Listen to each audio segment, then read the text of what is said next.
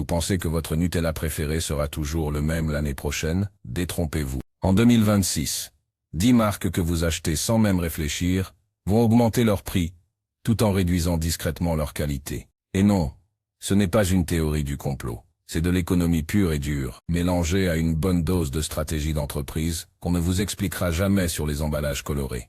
Restez avec moi, parce que ce qui va suivre va probablement changer votre façon de faire vos courses. Commençons par le commencement. Pourquoi 2026? Pourquoi maintenant? Eh bien, 3 facteurs majeurs, convergents comme une tempête parfaite au-dessus de votre supermarché local. D'abord, la nouvelle réglementation européenne sur l'emballage qui entre en vigueur en janvier. Les entreprises vont devoir payer pour chaque gramme de plastique qu'elles utilisent. Ensuite, les accords commerciaux post-Brexit continuent de créer des frictions dans la chaîne d'approvisionnement. Et enfin, quelque chose dont personne ne parle assez, les coûts énergétiques en Europe restent 40% plus élevés qu'en 2040. 40%. C'est énorme.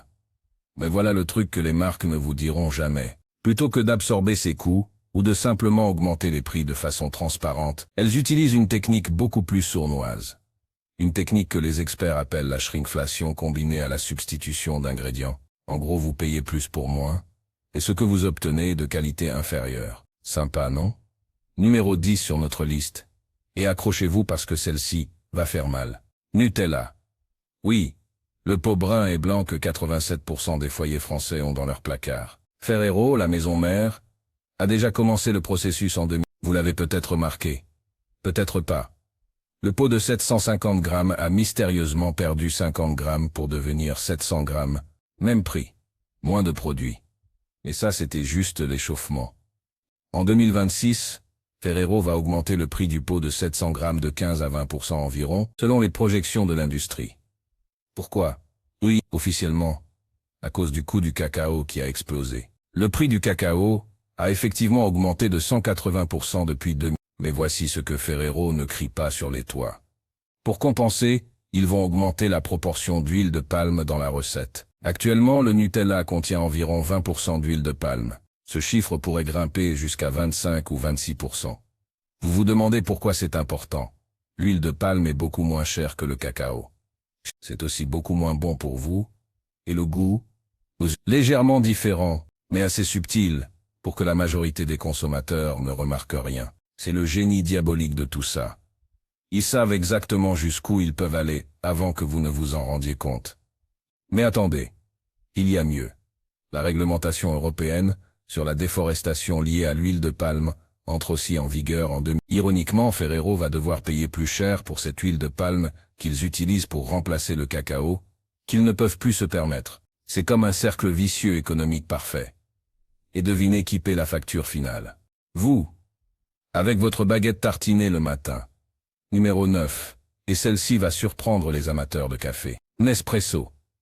La marque premium de Nestlé, celle qui vous fait sentir sophistiqué avec votre machine à capsule design. En 2026, préparez-vous à payer environ 50 centimes de plus par boîte de capsules. Ça ne semble pas beaucoup, mais faites le calcul. Si vous buvez 2 cafés par jour, c'est environ 180 € de plus par an. Pour le même café. Non. Pour un café différent. Nespresso a commencé à reformuler silencieusement ses mélanges en 2000. Leur gamme classique utilisait principalement des grains arabica de haute qualité. Maintenant, ils augmentent progressivement la proportion de Robusta. Le Robusta est moins cher, plus amer, et contient plus de caféine. Ils vous vendent ça comme une amélioration. Parlant d'intensité accrue et de corps plus riches, en réalité, c'est juste moins cher à produire.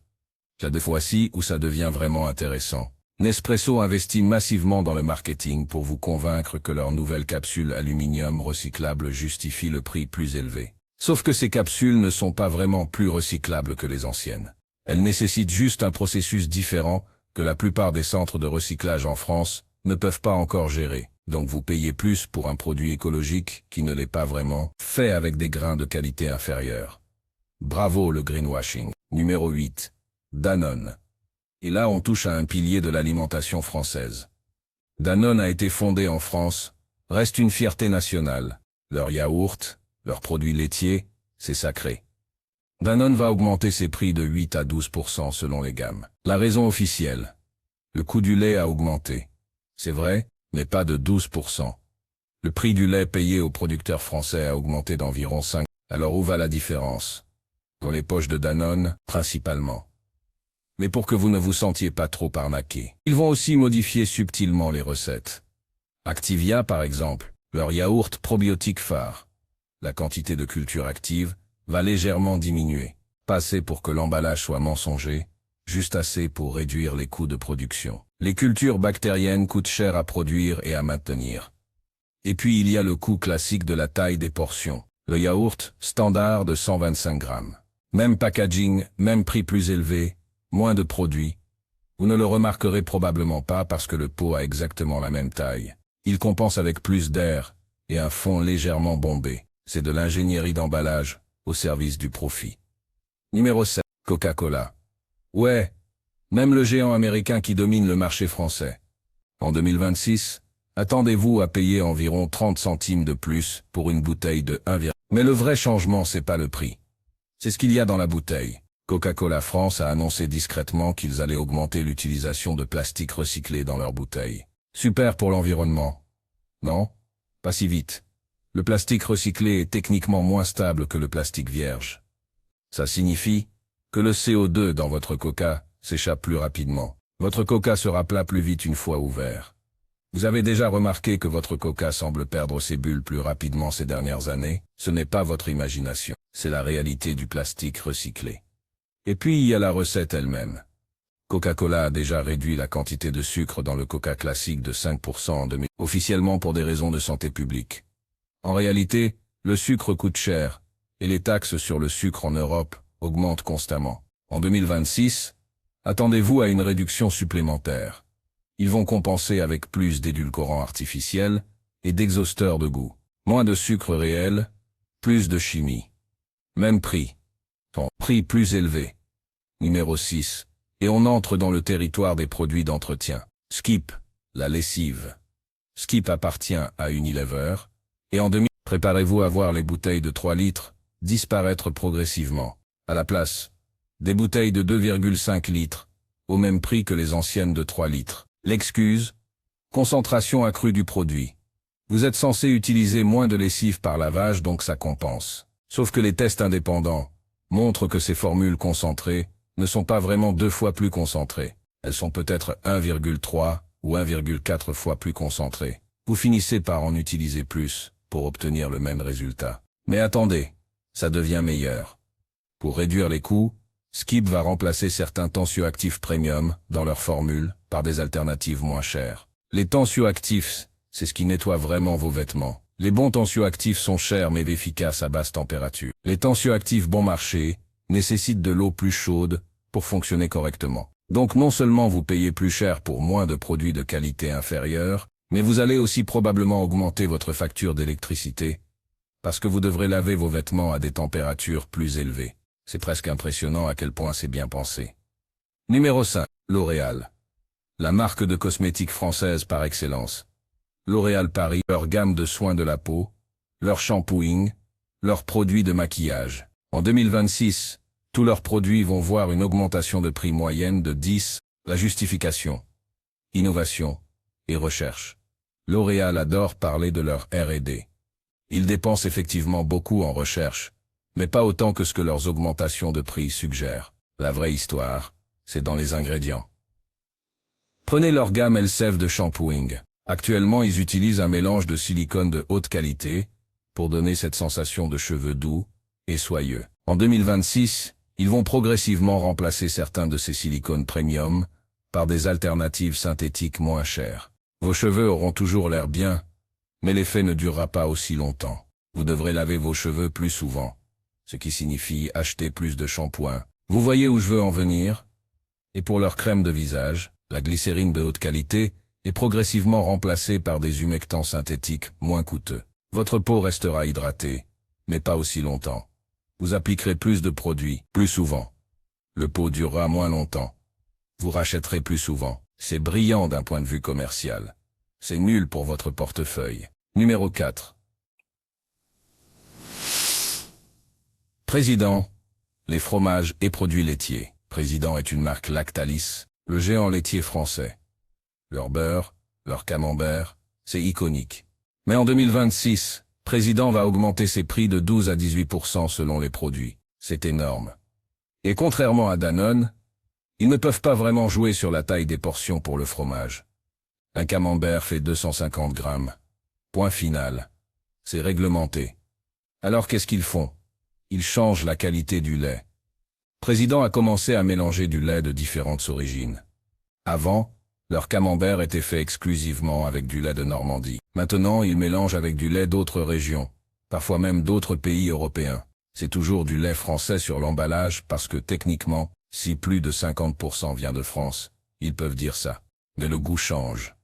Subtilement. Et pour le beurre Président, ils réduisent le temps de barattage. Le barattage, c'est le processus qui transforme la crème en beurre. Plus vous barattez longtemps, meilleur est le goût, plus riche est la texture, mais ça coûte cher, en temps et en énergie. En réduisant le temps de barattage de 15%, ils économisent considérablement sur les coûts de production.